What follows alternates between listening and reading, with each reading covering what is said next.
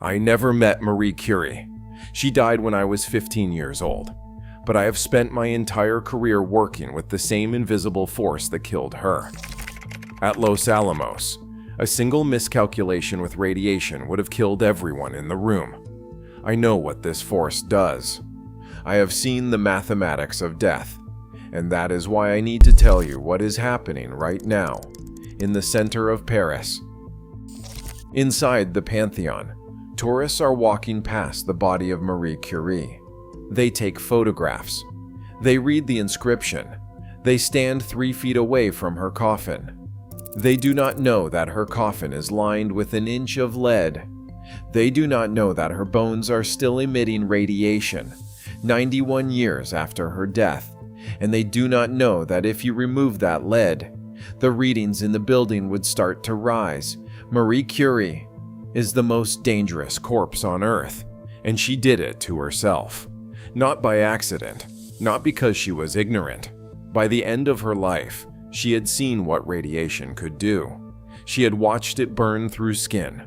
She had seen colleagues sicken. She understood the physics better than any person alive. And every single morning, she walked into her laboratory, picked up the substance that was killing her, and kept working. For 30 years. I still cannot explain it, because the same invisible force that was eating her alive saved over 1 million soldiers on the battlefields of World War I. The same radiation that is still emanating from her bones right now is the reason we can treat cancer today. She discovered something hiding inside the atom, and the atom never forgave her. First, I am going to show you how a girl from occupied Poland became the most dangerous scientist alive. Then, I am going to tell you about the night she saw the thing that would kill her glowing in the dark. And finally, I am going to take you to her coffin and show you what happened when they opened it 60 years after her death. Maria Skłodowska was born in Warsaw in 1867. Poland was not a country. It was occupied territory. Her parents were teachers trapped in a system designed to erase their culture. By the time she was 10, her oldest sister had died of typhus, and her mother had died of tuberculosis. Her father lost everything. She graduated at 16 with a gold medal. And then she hit a wall that had nothing to do with intelligence. Women were not allowed to attend university in Poland, so she studied physics in secret, in an illegal underground school, moving between apartments at night to avoid the Russian police. This is who Marie Curie was before she was Marie Curie, a girl learning physics in the dark, in a country that told her she had no right to learn at all. She worked as a governess for 3 years, sending every franc to her sister in Paris. Then, in 1891, at 24, she boarded a train to France with almost nothing. At the Sorbonne, she rented an attic room with no heat. In winter, the water froze overnight. She ate bread and tea, sometimes nothing. And she graduated first in her class. In physics. Remember, everything this woman is about to touch will still be dangerous a century from now. Now, here is where the mystery begins. In 1896, a physicist named Henri Becquerel discovered that uranium salts were emitting invisible rays. These rays could pass through solid objects, even in complete darkness. No one knew what it was. Marie had married a French physicist named Pierre Curie the year before. He gave her a small damp storeroom to begin her research. It was barely more than a shed. Using a sensitive electrometer that Pierre and his brother had invented, she began testing every element she could find. Then she tested a mineral called pitchblende. Pitchblende proved about 4 times more radioactive than the uranium it contained. That was impossible unless it contained something unknown, something far more powerful than anything anyone had ever measured. Marie Curie had just discovered that there were elements hidden inside the Earth that no human being had ever identified. She and Pierre set up in an abandoned shed across the courtyard. No ventilation, no floor. A glass roof that leaked in the rain. One visiting chemist later called it a cross between a stable and a potato cellar. People say the words 4 years of work and think they understand. They do not. Marie and Pierre ground up tons of pitch blende by hand, boiled it in vats, treated it with acid, filtered, dissolved, crystallized, over and over. Marie stirred the cauldrons with an iron rod almost as tall as she was. Her hands cracked. Her skin burned. I have worked with dangerous materials my entire career, but I always had instruments. I always had shielding. She had an iron rod in her hands. From 1 ton of pitch blende, they extracted 1/10 of a gram. Radium salt. The pure element would take another 8 years, but even this compound did something no material on Earth had ever done. Keep that word in your mind. It will follow her for the rest of her life, and for 1,500 years after. In the dark, the laboratory was alive with a faint blue-green light. Marie wrote that she and Pierre would go back at night just to look at it. She called them faint fairy lights. She is holding the thing that will kill her. And she thinks it is beautiful. She carried vials of radium in her coat pockets. She kept one by her bedside. She had no idea what it was doing to her. No one did. In 1903, Marie, Pierre, and Becquerel were awarded the Nobel Prize in Physics. Marie was the first woman in history to receive a Nobel Prize, but the committee almost erased her. They planned to award it only to Pierre and Becquerel. Pierre refused unless Marie was included. He told them the hypothesis was hers. The direction was hers. Pierre Curie was not the scientist who brought his wife along. Marie Curie was the scientist who made the discovery. Pierre was the partner who had the decency to say so. I won my own Nobel Prize years later. I can tell you it changes nothing about who you are, but being denied one when you deserve it, that changes everything. But here is where the story turns. April 19th, 1906. A rainy afternoon in Paris. Pierre was crossing the Rue Dauphine. He was in a hurry, coming from a lunch with colleagues. He stepped into the street and walked into the path of a heavy horse-drawn cart. He slipped on the wet pavement. The front wheels missed him. The rear wheel did not. His skull was crushed. He died instantly. He was 46 years old. When they told Marie, she sat motionless. For days, she barely spoke. She wrote in her diary addressed to Pierre, "It is the end of everything, everything, everything." She refused a widow's pension. She accepted Pierre's chair at the Sorbonne.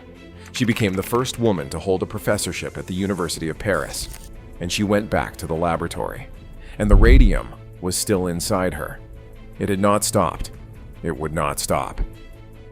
In January 1911, the French Academy of Sciences held a vote on her membership. She had won Nobel Prize. She had discovered 2 elements. They rejected her by 2 votes because she was a woman and because she was Polish. She did not fight them. She went back to the lab. 11 months later, she won a second Nobel Prize, this time in chemistry. She remains the only person in history to win Nobel Prizes in 2 different sciences. The Academy never admitted her. Now, 1914. The world broke open. Soldiers were carried back from the front with bullets and shrapnel buried in their bodies. Surgeons operated blind. Legs were amputated that could have been saved. X-ray machines existed, but only in city hospitals, hundreds of miles from the battlefield. Marie had no military rank, no budget, no permission. I have met generals who could not organize what this woman did in 6 weeks. She taught herself to drive. She learned automotive mechanics. She convinced friends to donate cars. She persuaded manufacturers to donate X-ray equipment. She designed mobile units carrying an X-ray machine, a darkroom, and a generator powered by the car engine. By October 1914, 20 vehicles were on the front lines. Soldiers called them the Petites Curies. Marie drove one herself. Her 17-year-old daughter, Irene, beside her. They would arrive at a field hospital, set up in 30 minutes, show a surgeon exactly where the bullet was, then pack up and drive to the next one. She trained 150 women as X-ray technicians. She set up 200 stationary radiological units across France. By the end of the war, over 1 million wounded soldiers had been X-rayed using equipment that Marie Curie built, transported, and operated. The French government gave Irene a medal. They gave Marie nothing. She did not care. She went back to the lab. Keep that image in your mind, because it comes back. For 15 years, she directed the Radium Institute. She trained a generation of scientists. The Curie family would accumulate 5 Nobel Prizes, and the whole time, the radium was inside her, in her bones, in her blood, in her marrow. Every vial she had carried in her pocket, every night she had spent in that glowing shed, every hour stirring those cauldrons with her bare hands. It was all accumulating, invisibly, silently. The radiation was rewriting her cells from the inside out. I told you at the beginning that I know what radiation does, but let me be specific. At Los Alamos, we measured exposure in fractions of seconds. We wore dosimeters. We had lead walls. Marie Curie was exposed every day for 30 years. There was nothing between her and the radium but air. She started feeling tired, then exhausted. Her fingers were permanently scarred. She developed cataracts. Her blood counts dropped. On July 4, 1934, Marie Curie died at the Los Alamos Sanatorium in the French Alps. She succumbed to aplastic anemia, her bone marrow destroyed. She was 66 years old. They buried her in a lead-lined coffin. Now, the final part. And this is the part I cannot stop thinking about. In 1995, the French government decided to move both Curies to the Pantheon, the National Mausoleum. Voltaire is there, Victor Hugo, Rousseau. They sent workers to open her grave. Standard procedure. They brought instruments. Expected background radiation. Normal levels. The instruments spiked. After more than 60 years underground, sealed in wood and earth, her body was still radioactive. Inside the wooden coffin was a second coffin, lead. They transferred her remains into a new lead-lined coffin, an inch thick. She became the first woman interred in the Pantheon on her own merits. Her body will remain radioactive for at least 1,500 more years. In a library in Paris right now, her notebooks sit in a lead-lined box. They are contaminated with radium-226, a half-life of 1,600 years. Her furniture is radioactive, her cookbooks, her clothing. If you want to see her manuscripts, you sign a waiver and wear protective gear. Not because the documents are old, because they are still alive with the things she discovered. She knew. By the end, she knew what radiation could do, and she kept working every single day until her hands could not hold a pencil. I think Marie Curie looked at the universe and saw something hidden inside the atom that no one had ever seen before. And once you see something like that, you cannot unsee it. You cannot walk away. The discovery owns you as much as you own it.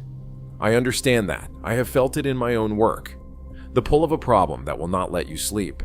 The feeling that the answer is right there, just past the edge of what you know. And if you reach a little further, you will touch it. Marie Curie reached further than anyone, and the things she touched reached back. Her notebooks will still be radiating in the year 3500. Not with fairy light anymore, with something permanent, still dangerous, still beautiful. 1,500 more years. That is her legacy, not a prize, not a title, not even the million soldiers she saved. It is the fact that the universe marked everything she touched, and it still has not let go.